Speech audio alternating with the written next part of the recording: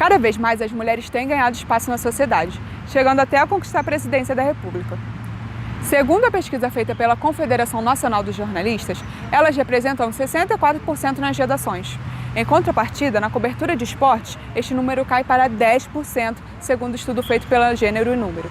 Isto acontece por uma série de fatores. O centro do problema diz pra mim qual é. Tu não conseguiu emprego ou não deu porque é mulher. Isso não é um sonho, é realidade. Vamos fazer a mulher ser livre de verdade. Elas lutam, buscam igualdade. Cansaram disso tudo e agora querem liberdade. E agora, o seu conceito que pretende fazer?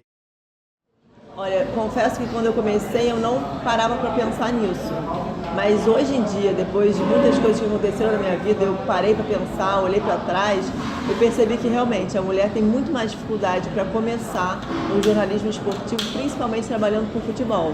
Você sofre mais resistência, você tem que fazer mais força para provar a sua capacidade, para provar o seu valor e provar que você pode trabalhar e pode entender e pode falar de futebol. Óbvio que a maior dificuldade é o preconceito, porque, de maneira geral, não tem nenhuma diferença, assim, nem do ponto de vista intelectual, nem no dia a dia da profissão. Teoricamente, não deveria ser um problema, não deveria ser uma questão, né, ser mulher e trabalhar com jornalismo esportivo. Depois que você consegue provar, que você consegue mostrar a sua capacidade, você é muito respeitada e as coisas acontecem naturalmente.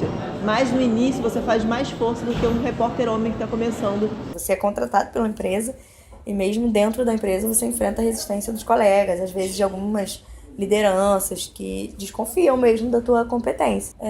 Desconfiança sobre entendimento, tem sempre aquela questão se você realmente sabe do que você está falando, não caiu de paraquedas. A desigualdade e o preconceito mostram-se nas pequenas situações, como uma falha na execução de alguma tarefa ou um erro de informação, aos quais todos estão sujeitos.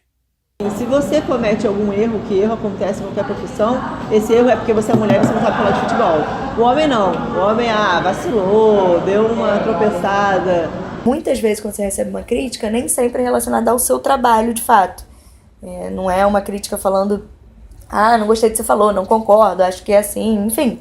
Uma discordância normal que faz super parte do esporte. Em geral, a gente já percebe o preconceito muito nas críticas, que são sempre, mulher, não tinha que estar aí mesmo, aquele discurso machista que a gente já conhece. Para se consolidar e ser bem-sucedida na profissão, é preciso ter garra e muita vontade de não se dar por vencida. Os obstáculos são muitos, alguns maiores e mais presentes que outros. O seu conceito que pretende fazer, vai ficar olhando, vai fazer acontecer. Não precisa ser mulher pra aderir à causa. Diariamente esses assuntos vão entrando em nossa pauta, elas lutaram. A gente levava bolada na cara, sabe? Mas isso não era só comigo não, mas especialmente com mulher. Eles gostavam de fingir que estavam batendo falta para ficar jogando bola e você ser bombardeado. E dentro de estádio também, clube pequeno não tem tribuna de imprensa. Principalmente naquela época não tinha mesmo. Então eu tinha que ficar sentada no gramado com o pessoal da rádio, com o pessoal do jornal. Então era saco de xixi na cabeça, laranja chupada, grito de piranha, gostosa, isso tudo eu ouvi. E eu não podia responder, que se eu respondesse a eu ia ter que responder a 20 mil.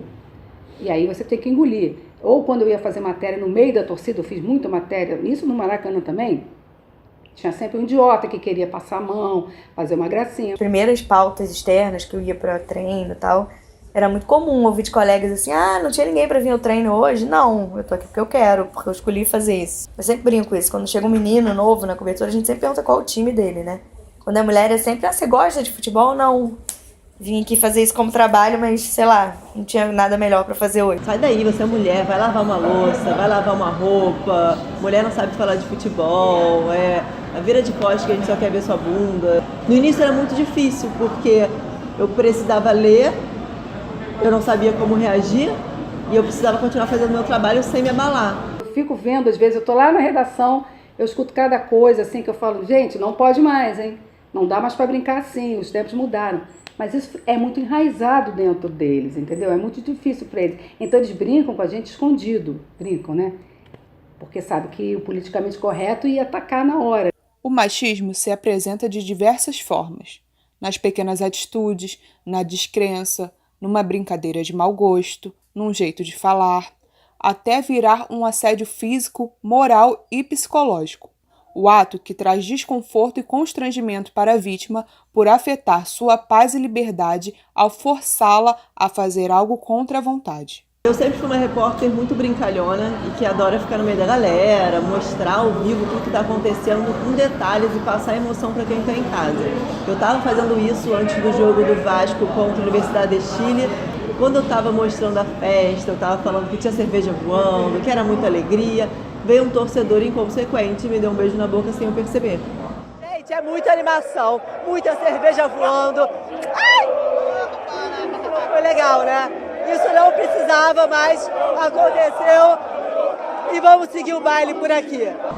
Naquele momento, é muito difícil você prever que uma coisa dessa vai acontecer com você ao vivo. Eu só pensava que eu tinha feito muita força para chegar até ali e que aquilo não podia me parar. Continuei dando as informações, terminei as informações, mas quando acabou eu me senti muito humilhada, muito impotente, muito fragilizada com tudo que aconteceu. Eu olhava em volta e só via homens rindo da situação, achando aquilo super engraçado, o máximo. Tinha um menino também na cena, que dá pra ver, com uns 10 anos também, achando aquilo muito engraçado. Aquilo me fez muito mal. Eu senti vergonha, eu senti medo, mas eu senti uma necessidade de falar para que alguma mudança acontecesse. Eu briguei uma vez com o Leão, ele era técnico do Palmeiras, ele não queria deixar eu entrar no vestiário, porque disse que não era lugar de mulher. Eu falei que eu ia entrar, porque ele não mandava nem no Maracanã, nem na minha vida, nem em lugar nenhum. Eu ia entrar e eu entrei, mas antes eu tive que fazer um escândalo. Eu quero trabalhar e você vai deixar eu trabalhar. Ou você, quando vai uma médica mulher, você fica com medinho. Qual é o teu problema? Quer dizer, você que está constrangido comigo, não sou eu que estou com você. Porque se eu tiver que, por acaso, aparecer um jogador pelado na minha frente, eu não vou ficar olhando, você olha para o olho da pessoa. Então, o preconceito, o constrangimento vem de você. Explicar aos colegas de trabalho que o machismo deve ser sanado é uma tarefa encorajadora. Porém, o mais difícil ainda é tentar controlar a grande massa chamada torcida.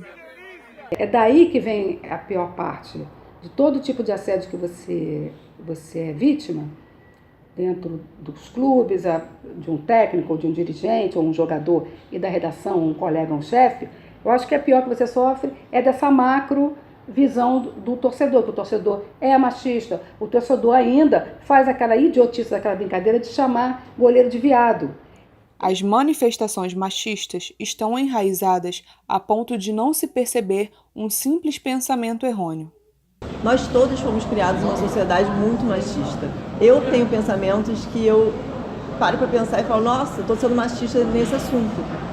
Lembrando que toda vez que eu ia fazer Povo Fala, que é uma entrevista na rua com pessoas para saber sobre futebol, eu ia só nos homens, porque na minha cabeça ia ser mais rápido, os homens sabem falar mais de futebol, na minha cabeça, naquele momento, e eu parei para pensar, peraí, eu sou uma mulher que brigo para provar que eu sei falar de futebol, por que eu não vou dar oportunidade para outras mulheres aparecerem na TV e quebrar esse pensamento pré-estabelecido de que só homem fala de futebol? Eu comecei a procurar mulheres para falar e descobri várias mulheres incríveis falando de futebol e que nem demorava tanto tempo para achar. Então existem homens machistas, existem mulheres machistas e todos nós temos pensamentos machistas. Essa exposição a situações constrangedoras traz medo e insegurança para as mulheres, o que faz com que muitas se calem, não denunciem e principalmente fiquem sem saber como reagir mediante estes acontecimentos. Elas, coitadas, ficam realmente muito expostas, porque elas estão ali, não tem segurança, não tem um policial por perto, nem era para ter, mas elas estão ali só com o cinegrafista que está segurando uma câmera e ele não pode parar, ou ele não tem tempo para parar, para empurrar a pessoa que está fazendo isso. Buscando mesmo sol, pra não me contentar com luzes de farol. Eu não acho que você tem que ficar quieta, ou se sentir culpada, ou achar que o cara fez isso porque você deu mole. Você tem que tocar a mão na cara mesmo, você tem que fazer barulho, tem que fazer escândalo, e tem que mais do que nunca, você tem que expor, você tem que deixar a pessoa com vergonha. Não é você que tem que sentir vergonha. Quando eu vejo que algum jogador de futebol já está falando comigo de uma outra forma, eu já corto, eu já prefiro nem ser amiga dele, já nem dar oportunidade de ele pensar alguma coisa, eu prefiro não ter nenhuma informação. Não é mimimi. É agora que, porque o machista odeia o politicamente correto, né? Acha que isso é um movimento, que isso é uma onda que vai passar quando não é. Isso é uma educação, uma reeducação. As pessoas têm que entender que tem que respeitar o outro, sendo mulher, sendo homem. O incômodo cresceu a tal ponto que gerou um movimento chamado Deixa Ela Trabalhar, que teve repercussão internacional e foi um marco na história da mulher no jornalismo esportivo. Aí, esses exemplos de violência não são raros. Acontece todo dia, já aconteceu no passado. A lei tá aí pra interferir, mas é você que precisa agir. O Deixa Ela Trabalhar surgiu a partir da situação que aconteceu comigo. Algumas jornalistas se juntaram, vieram me apoiar e falar sobre isso. Vamos fazer alguma coisa a mais? A gente criou um grupo no WhatsApp e a partir daí a gente começou a discutir um texto. A gente não sabia se ia ser vídeo, se ia ser texto, mas a gente sabia que a gente queria fazer algo juntas. Depois de 10 dias a gente chegou ao formato de um texto, decidimos fazer um vídeo. Demorou bastante porque a gente foi se reinventando e aprendendo muito sobre o assunto no decorrer desse tempo. Até quando? Isso não é normal. Somos mulheres e profissionais. Só queremos trabalhar em paz. O esporte também é lugar nosso. Encosta em mim quem eu quero. A gente aproveitou o gancho do que tinha acontecido com a Bruna, né? Mas que já era algo que a gente vinha conversar. Sempre que a gente se encontrava, meninas e tal, a gente falava sobre isso. De como ainda era difícil, algumas coisas eram muito ruins, como a gente tinha que lidar. Que não é só o assédio, assim, que ela viveu fisicamente naquele caso, mas muitas meninas reclamavam muito do assédio nas redes sociais, por exemplo, das respostas que recebiam, enfim, agressivas.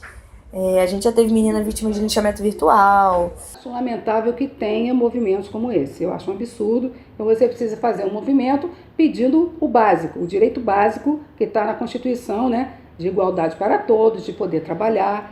Imagina você entrar no hospital e pedir para poder trabalhar ao lado do médico que é homem. E a gente sentia principalmente que as pessoas não percebiam isso. Que mais do que o cara que assedia, que agride, enfim, tem os caras que não veem nada demais ou não percebiam que isso acontecia. No Brasil inteiro a gente conseguiu juntar milhões de mulheres que trabalham com jornalismo esportivo com a mesma intenção de melhorar o ambiente para nós e, assim, nos juntarmos. E foi um grande sucesso, assim. Eu acho que a gente não tem ideia da dimensão do Deixa Ela Trabalhar, mas eu acredito muito que foi um marco no jornalismo esportivo. Eu acredito que tem o antes do Deixa Ela Trabalhar e o depois. E ganhou o mundo. Jornalistas do mundo inteiro vieram procurar a gente porque é um assunto que acontece no mundo inteiro e ninguém falava. Vamos falar sobre o assunto e não vamos mais deixar passar. Muitos colegas, por exemplo, vieram falar com a gente do tipo, nossa, eu não sabia que vocês passavam tanto por isso. Foi importante porque expôs a essa ferida que as pessoas tinham vergonha, porque é chato. Você fica com vergonha de falar, porque você se sente mal. E é uma situação realmente horrível, uma agressão absurda.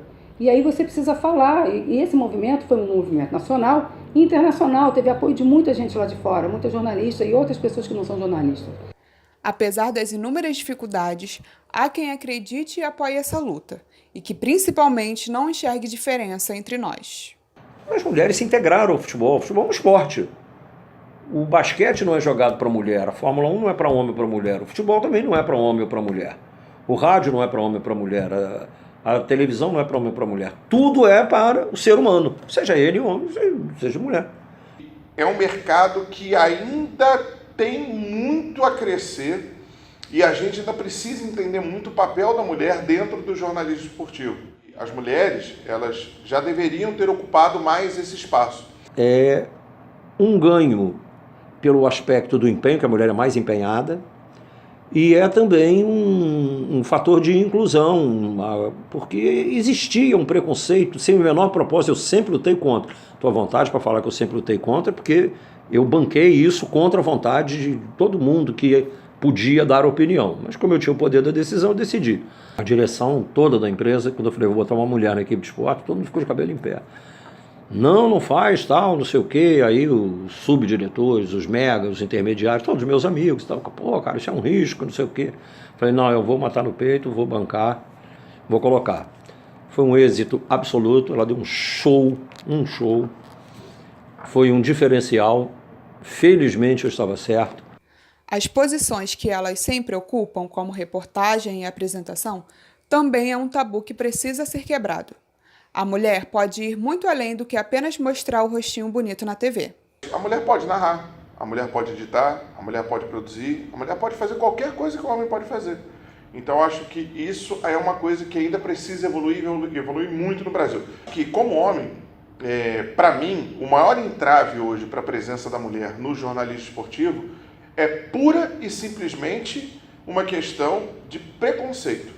E não existe nada dentro do jornalismo esportivo que o homem faça que a mulher não pode fazer. Por que a mulher não pode narrar futebol? Por que a mulher não pode narrar um esporte? Ah, porque a voz é mais aguda, porque a voz é mais grave? Ah, porque a mulher não tem fôlego? Ou porque a mulher não tem tanto conhecimento quanto... No dia que alguém me apresentar uma justificativa plausível, que não passe apenas por uma opinião, eu vou mudar a minha. Ah, não, botou fulana de tal para fazer, tá vendo, não deu certo, mas e por que não deu certo com uma, não vai dar certo com nenhuma? Mas é você que precisa agir, não adianta falar e mais não ajudar. A mensagem é essa, todos façam a sua parte. É melhor transmitir amor do que depois sentir saudade. Você tem que usar sempre os seus princípios e ter muita força, muita determinação e muita paciência para passar por cima, sabe? É um caminho que ainda é longo, a gente está dando passos, um passo de cada vez, é um trabalho de formiguinha, a gente vai precisar sempre fazer muita força para ir quebrando essas barreiras, mas é possível. Perseverança, ter muita, não desistir, assim, ter muita força de vontade, porque não é fácil. Você quer ser jornalista esportivo, você qualifica, vai entender tudo o que está acontecendo. Muitas vezes você está numa empresa e tal, e você acha que não vai ter oportunidade, ou tá num clube, né, e tem um dirigente preconceituoso, sexista, que acha que não vai te dar espaço, mas essas pessoas passam e as empresas continuam. O jornalismo esportivo é muito maior do que algumas pessoas que podem estar atrapalhando o teu caminho, que em algum momento vão deixar de atrapalhar. Tem em mente que você não tá ali à toa, que você tem competência e que uma hora alguém vai olhar pra você e vai falar, tem mesmo. E aí vai te dar uma oportunidade. Se você é mulher e tem o desejo de participar, mergulhe de cabeça, lute pelos seus sonhos, lute pelos seus ideais, mergulhe. Não nadem na superfície não, mergulhem fundo. Estamos vivendo um momento de transição no jornalismo, em que a conscientização de que elas podem cobrir esporte tem crescido. Todo esse empoderamento feminino chama a atenção e mostra que jornalismo esportivo também é coisa de mulher. Eu escolhi o jornalismo porque eu já adorava ver os programas de esporte na TV e eu comecei a escrever um blog também sobre as minhas viagens jogando vôlei.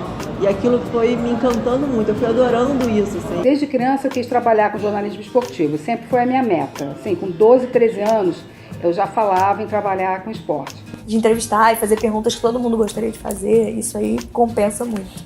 Pra mim, pelo menos, compensa demais, até os feriados, finais de semana. Buscando